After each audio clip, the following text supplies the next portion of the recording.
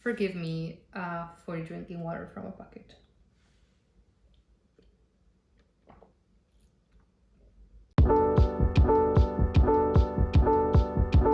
Hi, I am back.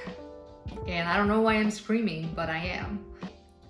I just have to say, every time I hear the word audit, I get really excited. It just sounds like this very serious thing. You walk into like a building and you like look at all the like requirements and like you write them down and you're auditing, or like you're auditing the logs of like the activity of a company.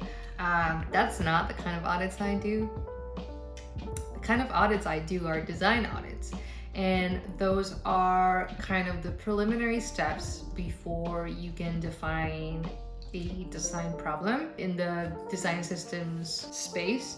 Like for example, if you were about to face a redesign, like the CEO of your company is fucking tired of those gradients that have been leeching onto your product for years and they really want a new design. First thing you're gonna do is an audit, other than finding out the goals and all that. We can talk about that at a different time, but you're gonna make an audit. It's basically like looking at a product, at a screen, at a website over and over again, and like kind of like breaking it apart into like little small pieces. It could be for the color styles. That's what I'm doing now. I'm kind of trying to figure out how we use color in our product. Like you might disagree, but like I have so much fun. And you know, I'm not alone. Like I went to a Clarity conference in September and someone said the word audit.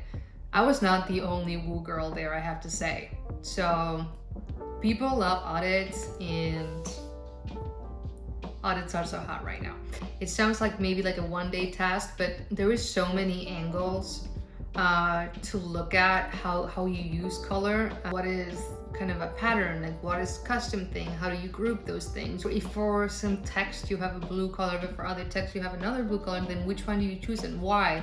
And what caused that to happen? Why, like, is there just like an isolated one piece of text that has one color? You can make an assumption that like a designer was like, oh, I'm just lazy, I'm just gonna click on like whatever, and that's how it's like suddenly a wild hex value appeared.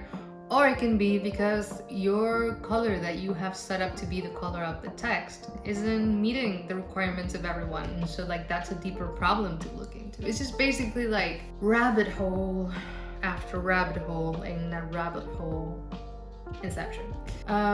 With that comes writing documentation. Don't get me started on that.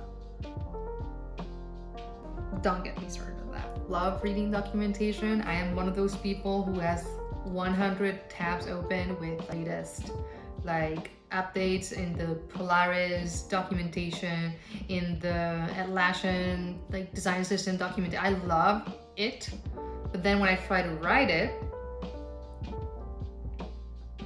I guess I'll put that in the same bucket as drawing. I'm just not very good at it, and like that's okay. That really is okay, as long as you have people in your team who are either the experts on that or can help you with it.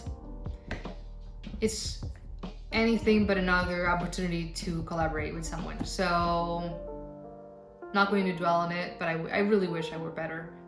If I were better at writing, I would probably be better at this like video making things. As like right now I don't have a script or anything because I'm just telling you about my week, but when I do want to have a script, that's when shit gets real. But anyway, yes, audits, check. That's what I did, that's what I'll do. I'm really excited about it. And moving on to what I've been doing on my free time, I have taken on a little tiny branding projects. I haven't done branding in many years, and it's a little bit outside of my comfort zone, and I think that's what I'm excited about. It's just a friend of mine who has a fashion line for kids. She's been experimenting with her logos, and so she asked me for feedback, and as I gave her feedback, I kind of suggested that I had fonts that I could help her use, because like if you look at like this particular one that she shared with me, I think it's absolutely right. Like it's necessary to have kind of like the initials application of it so that you can use it in like square formats. You want to use it on Instagram, you want to use it on your avatars. So I gave her a couple of pointers, like for example in Girls Night And is a newsletter that I really like, and I kind of like just how playful and simple their thumbnail is. So I kind of like pointed her towards that direction, and I just kind of thought like maybe we can find like a little bit more of a unique font to go with it, and to play around with that, like those like initials. And also I saw she was suggesting this little illustration here of a moon and some stars. Those like were like really nice symbols to use to represent like kind of like sleepy feeling. The brand is called the Sleepy Collection, hence the sleepy vibe that we want to go for.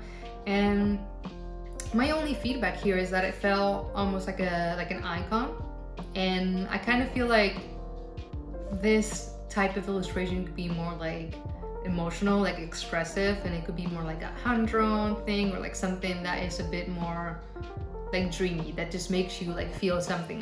So I gave her that feedback, and then as I was kind of playing around with the fonts, I was like, oh, like maybe I can like doodle around. And now that I've been drawing a lot lately to try and get better. I don't know if it's working, but I have been. So I was like, okay, just let me doodle around a little bit, and I kind of managed to get to a couple ideas that I kind of vectorized it a little bit. Like this one part, honestly, my hand cannot make a curve like that with a Bezier curve, so I kind of left it on the side. But I did manage to get to this. This is like just an idea, so I shared it with her, and she actually liked it, and I was really happy to hear that.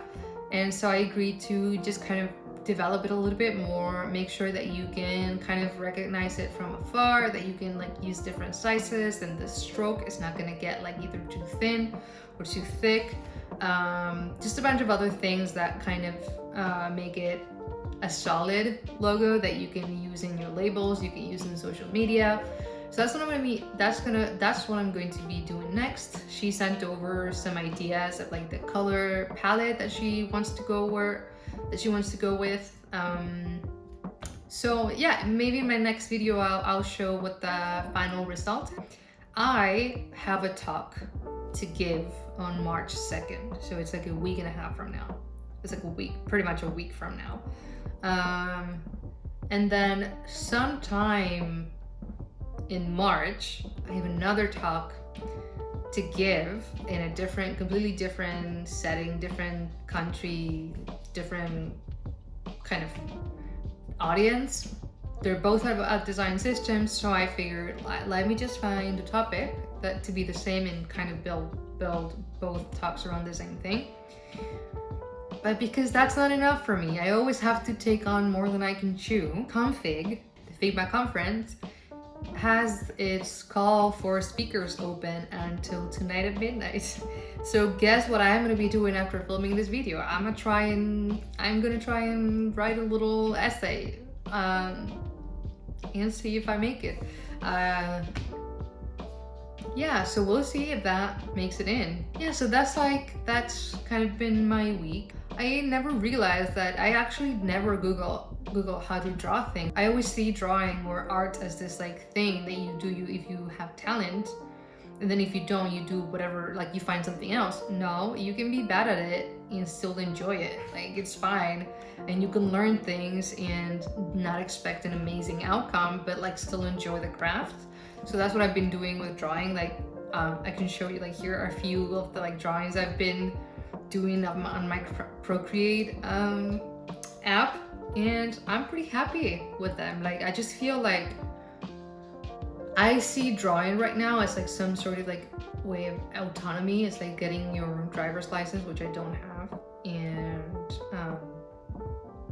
I won't be driving through the suburbs crying anytime soon. Yes, you didn't mean what you wrote in a song about me. That was a moment. Yes, so I see it as like getting your driver's license, which I don't have, but I suppose that's what it feels like to just have autonomy. If you draw, you get to ideas faster. And so yeah, I'm gonna keep doing. I'm gonna keep making these doodles and sharing them, just because I need to get comfortable with the idea of sharing something that I'm not good at, because otherwise I am never gonna share anything. yeah, so that is kind of my week.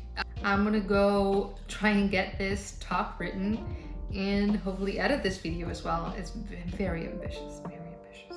I am like, it doesn't matter how many times I realize I cannot be so ambitious, it's never going to work out. I still do it. I still do it. Okay, cool. So, well, thank you for watching this video. If you made it all the way to the end, stay creative, create for yourself, don't ever stop learning, and have some coconut butter. I see on Twitter people like, oh, people who wave, you can be a normal person or you can be the person who waves on a Zoom, like at the end of a Zoom call. And I'm like, I like wave, like why wouldn't you wave? Like isn't that like the most adorable thing to do, like doing this instead? Like what are you gonna do? Be like, you, like it's just like a visual way. Like why wouldn't you like utilize what you can to like send a message, right? Like I never get it, but anyway, so I'm just gonna say goodbye a la Zoom. See you next week.